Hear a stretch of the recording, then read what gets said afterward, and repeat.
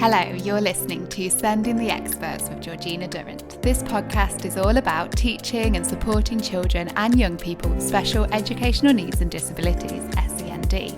My name is Georgina Durrant. I'm the host of this podcast brought to you by Twinkl SEND. As a former teacher and SENCO myself, I wanted to create a platform to share some of the amazing things that my guests are doing to support learners with SEND.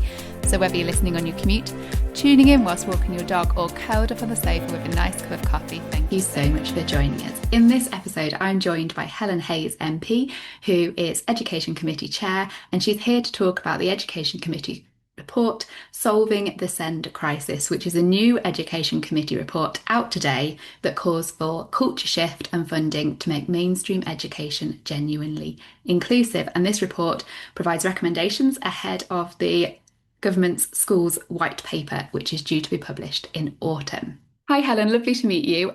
We heard that the committee received over 890 written evidence submissions, including ours from Twinkl, which I noticed was published. Thank you very much for that. Can you give us a brief illustration or sort of picture of the key concerns around the SEND system that you noticed were raised, or you and the committee noticed were raised? Thank you, Georgina. It's really great to be here with you today as we launch our report on solving the SEND crisis.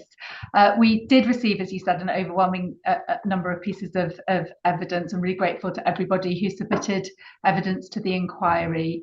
In terms of the problems, I don't think it will come as any surprise to you to know that we heard from parents and carers across the country that the system is letting down children and young people, that there are far too many children whose needs are not being met in school, in the wider education system at the moment, that there is often deep trauma associated with that, and that parents far too often have to fight, often every day, every week, at every stage of their child's education to get the support that's needed.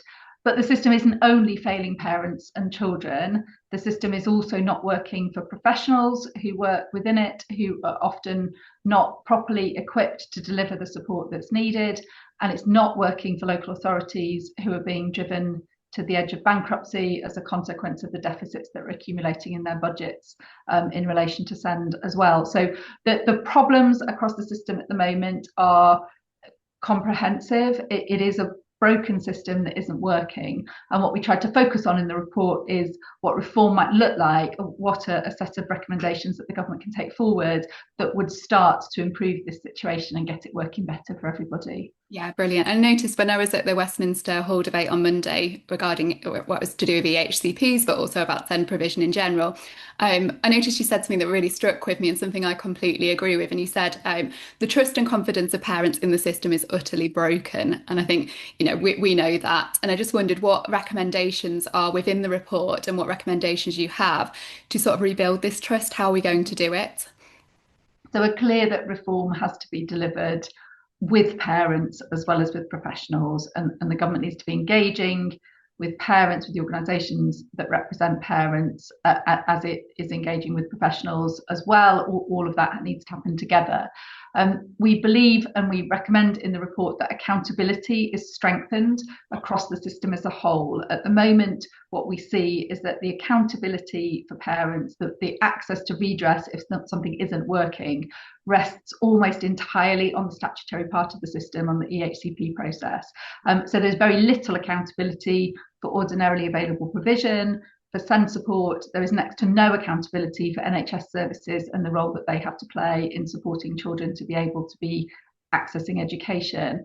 So we're recommending a series of measures that would strengthen accountability throughout the system as a whole, so that parents can be confident that they can know what should be provided, what should be available to their child, and where to go when things go wrong, without always having to rely on the fighting for an EHCP and on then going to tribunal if things really aren't working out.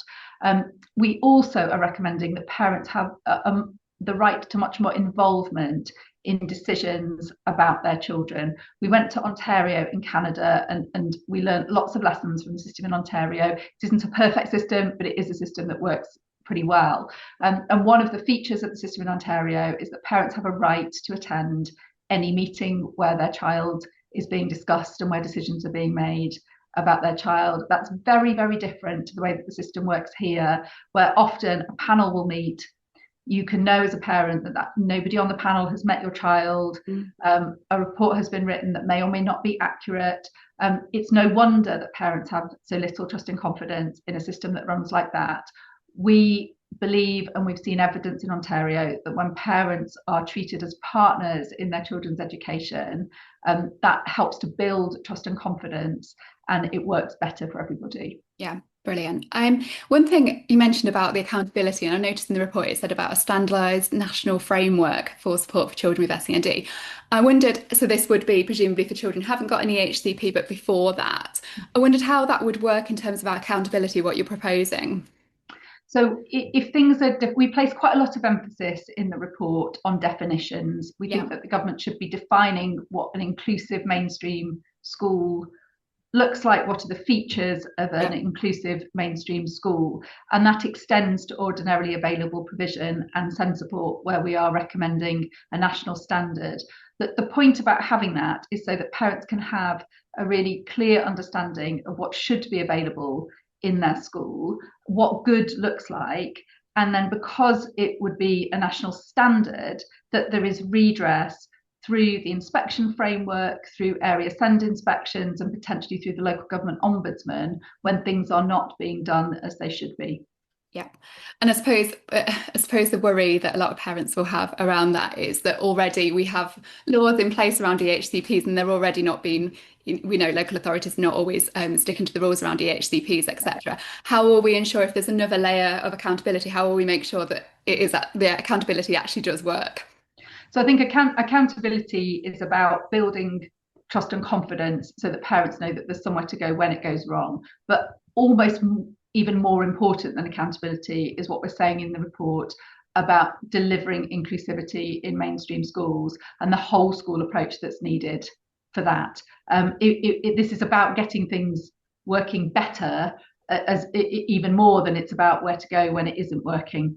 And so by recommending that the government has a clear definition of inclusivity, but also being really clear that that extends all the way through the school senior leadership team. So we're saying that within 4 years, every new head teacher should have to have a qualification in SEND, that SENCOs should be on the senior leadership team within schools. That's about driving that whole school approach so that every child can feel that they are understood in school. And of course, what we're not recommending is that mainstream schools are all that there is. We are with very strong recommendations about the need to expand specialist schools within the state sector so that there is we can start to see the way to a system where there is the right place for every child. Yeah, no, I can see that, and I can understand the sort of the view of if you make schools really inclusive and there's going to be less applications for education healthcare needs assessments in time if you make your schools more inclusive and you upskill teachers, etc. I agree with that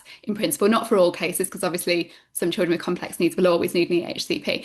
What is your view, and I know EHCPs are mentioned a lot at the Westminster debate, what is your view on EHCPs? Are you proposing that they remain as they are? We are proposing that they remain as they are. We think that they are an important aspect of the system at the moment. It's important that there is the ability to access a statutory plan for children who need that, with all of the accountability that comes with a statutory plan.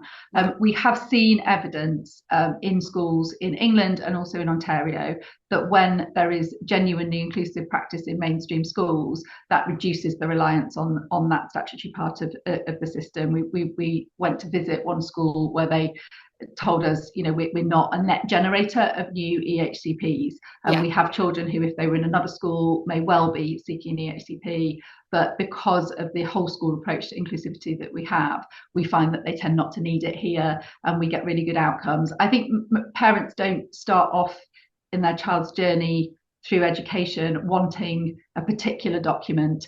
What parents want, all of us, and I speak as a parent, is for our children to be understood in school, for our children to be happy in school, to be able to access education and to get good outcomes from that education. And if that can be delivered through a whole school approach, that is much better all round, and it also it will reduce that kind of cost load that comes with individualized plans. But that should be a byproduct of delivering better inclusivity. It shouldn't be the place that the government starts in seeking to reform. So we're saying no change to EHCPs, not least also because of the problems of trust and confidence of parents in the system. No, I completely agree with that. I spoke to my own MP the other day, and I was telling her my analogy about ambulances. It's a bit like if you had loads of elderly people needing an ambulance and you suddenly saw across the country loads of an increase in ambulance use, you wouldn't look at cutting ambulance use for and taking away the legal right of people needing to get an ambulance. You'd look at the reasons why they were getting an ambulance. You'd look at, our GP, have we got enough GPs? How were they getting to hospital before, etc. You'd fix the sort of system below it, if you like. And I think it's very similar with EHCPs. We can't cut at the top and cut the EHCPs until the rest of the system is sorted and we've got inclusive mainstream schools. So I do agree with you on that. So that's brilliant. Thank you. You mentioned about CPD, and one of the things about mandatory and ongoing CPD, which again was something we put forward in as well as lots of other people, I imagine, we put forward on behalf of Twinkl, that we would like to see mandatory and ongoing CPD for teachers on SEND. What would this look like? What's your vision for that? So it looks like a requirement for teachers regularly to have continuing professional development. So the government already has some proposals to increase access to teacher training. We are really surprised that it isn't a feature of the system already, that training in SEND is compulsory for teachers. And that's partly because it's needed, because the specialist knowledge base across the teaching profession isn't where it needs to be for the children who are already in the system now. That it's still the kind of curriculum for initial teacher training contains far too little content on SEND. But and we know that teachers want more of that as well. But it's also because our understanding of SEND and best practice approaches changes over time. So you wouldn't particularly expect in any other area of policy that where you have new understanding coming through, that somebody's training that they may have had 10 years ago, 15 years ago, 20 years ago is enough for that. That surely there is a need to keep pace with current understanding and current best practice. And we think that is genuinely a transformative thing for the system, that building that knowledge base amongst the teaching profession, it's what teachers want and it's what children need, and it can make a big impact. Fantastic. And I noticed as well, the same for Ofsted inspectors, is that correct? You're recommending? Yeah, absolutely. I mean, Ofsted are embarking on a new inspection framework at the moment. We've had initial discussions with Martin Oliver about that in the context of these reforms. He's clear that it is a framework into which kind of changes in government policy can come. So it's a framework that's adaptable to change and reform that government might bring forward over time. But it's really vitally important that if the inspection framework is changing, that all inspectors have a really good understanding of what good looks like to be able to implement that new framework effectively. Yes, completely agree. The report also states that a member of the senior leadership team should have a SENCO qualification, which is great. What else should be done to ensure that SENCOs can do their jobs effectively? I've been a SENCO, it's a tough job. Is there anything else we're doing to protect SENCOs and retain SENCOs, I suppose? So we think there's a need to look at the size of the SENCO workforce and to look and to have a kind of realistic assessment of how many SENCOs are needed, and to look at kind of ratios in that regard. That's something that's in the report. And then I think having that whole school approach is really important. When we talk about inclusive mainstream, what we can't have is additional services and requirements being bolted onto the system as it is at the moment. And what we see in far too many schools at the moment, my sister is a SENCO as well, is that all of that need can be effectively kind of made the responsibility of a single staff member, sometimes within quite a large school. We also know from a lot of the evidence that we had that lots of interventions can be delivered by non-specialist staff members.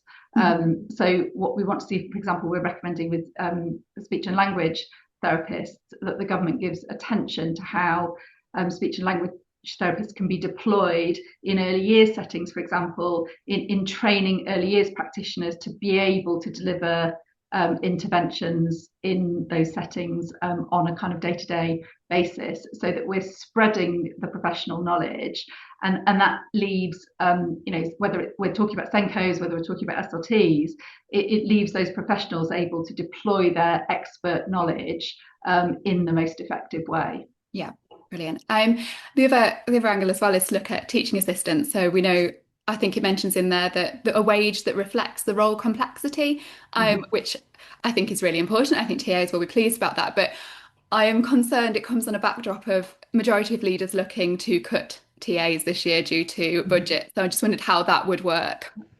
So we're clear that these reforms, this transformation of the system that we are wanting to see and that we're setting out in our report, will require the government to invest upfront to deliver it. Yeah. I think TAs are the kind of unsung heroes of the SEND system, and they do a remarkable job and they do a really difficult job. They aren't always trained to do that role, and when they are trained, there isn't any kind of reward for that within the profession, or a kind of acknowledgement of that extra expertise very often. So we think the government should be looking at what is the workforce that's needed. We're recommending workforce plan for the whole of SEND. What is the workforce of TAs that is needed in a genuinely inclusive mainstream school? How do you get TAs to have the right level of specialism for the roles that they're being asked to do, with a career structure that is commensurate with that? That's part of kind of how we get a whole school approach to good inclusive practice. Brilliant, good to see. I'm pleased about that. So SEND reform and this whole inclusion ethos, how is it going to fit, or are you able to say how it's going to fit within curriculum reform?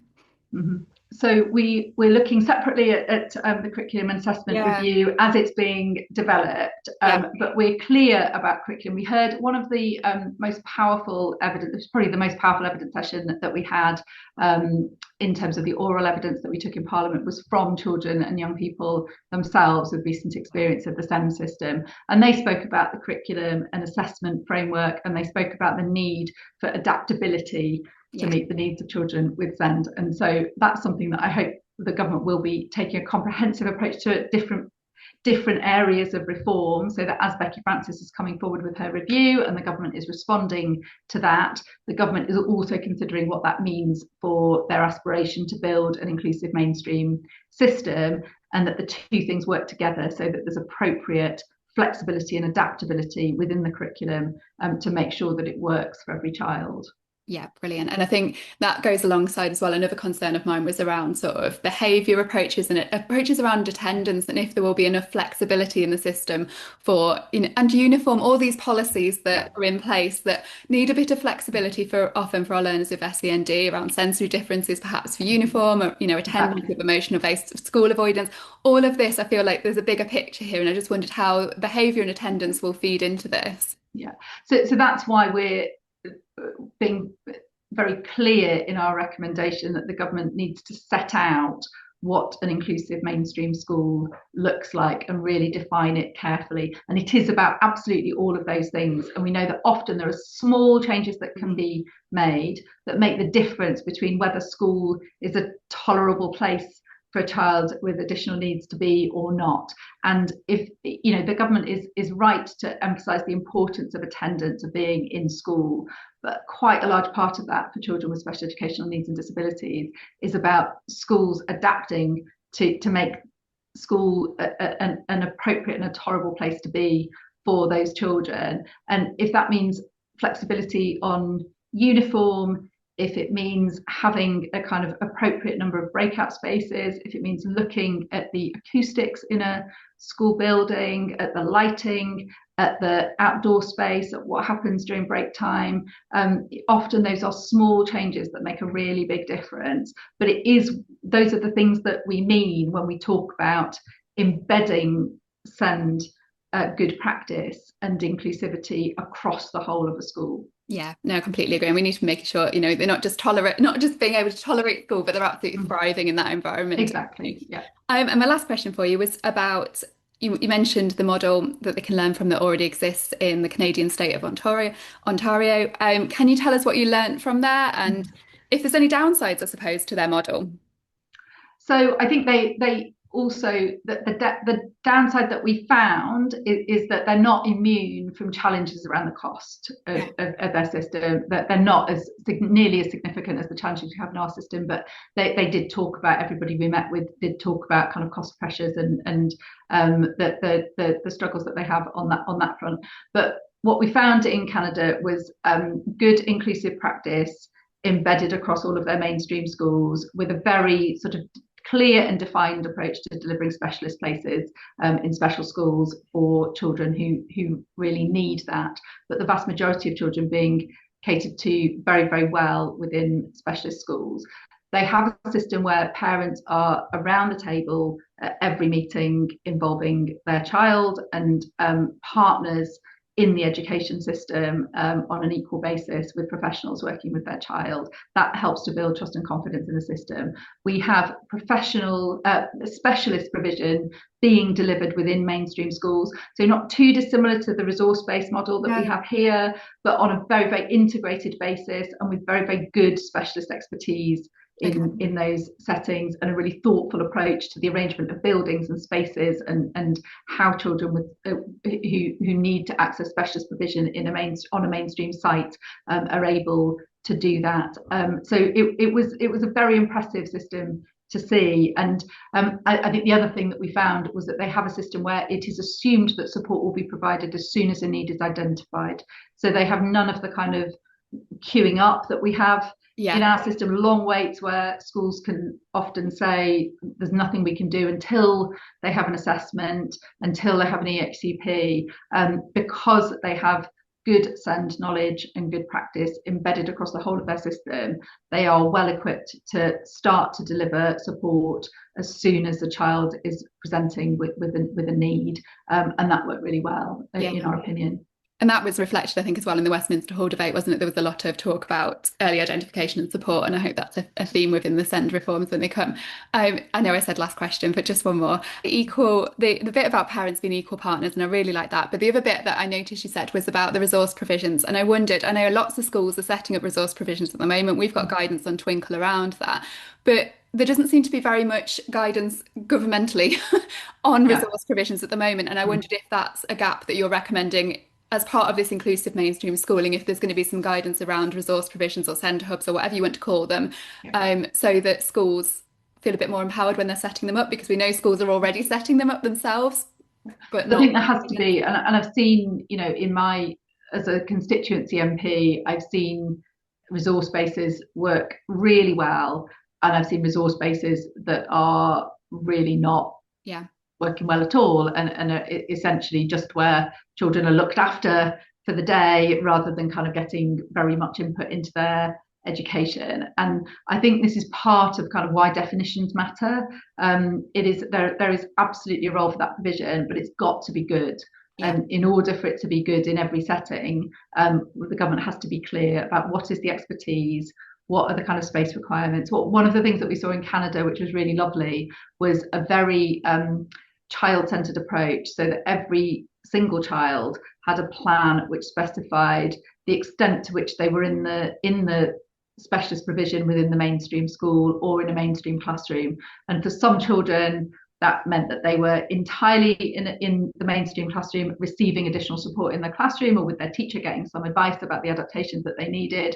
For some children, it meant that they were entirely within the specialist provision. But for others, it meant that they had a timetable that meant that for some subjects, they were in the mainstream classroom, able to access the same curriculum content as all of the other pupils in the school. For some of them, it meant that for a certain portion of the day, they were in that mainstream classroom. But it was a very, very child-centered approach, looking at what the child can do and working from there. And I think we should see a similar approach here, but you've got to start from the perspective of what does good look like and what are we aiming for in every school. No, I agree. And I think there's real concerns as well, isn't it, on how that is inclusive when, by its very nature, they're not in the classroom with their peers. And I think there's a lot of work to be done around there. Also, so on that front, so we also saw in Ontario really good approaches to some of the kind of school-wide social activities that are making sure that every child felt included and had a role to play. There was one school that we went to where they had an in-house catering company that was run by students in the specialist provision. And that meant that, and it had really wonderful kind of branding, and actually the food, which we enjoyed, was really delicious as well. And that meant that those children were absolutely at the centre of every single event that the school puts on, for parents, for students, for kind of external audiences, and really sort of recognised and appreciated for that work. And there's a lot to be done, I think, to think not only about how you get inclusivity in the core of the services and the education that's being provided, but also what that kind of whole school approach to really celebrating and recognising the role of every single child within the school community looks like. Brilliant. Thank you. Thank you ever so much, Helen. You've been a brilliant guest. I really appreciate you coming on at such short notice to talk about this. Not at all. Thanks very much for having me.